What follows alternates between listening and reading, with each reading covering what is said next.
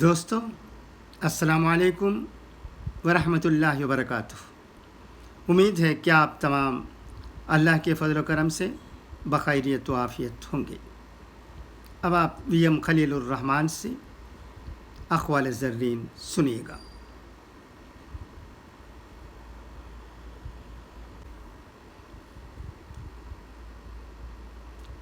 جو شخص نگاہ کی التجا کو نہ سمجھے اس کے سامنے زبان کو شرمندہ مت کرو۔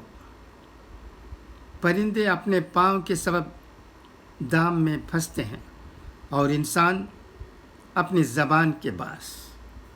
زبان خیال کا لباس ہے۔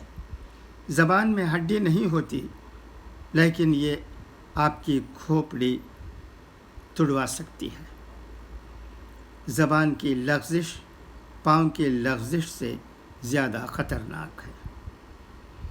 زبان کو ہمیں احتیاط سے استعمال کرنے کی ضرورت ہے، ورنہ مشکل ہی مشکل۔ زبان کا استعمال ٹھیک طرح سے ہو۔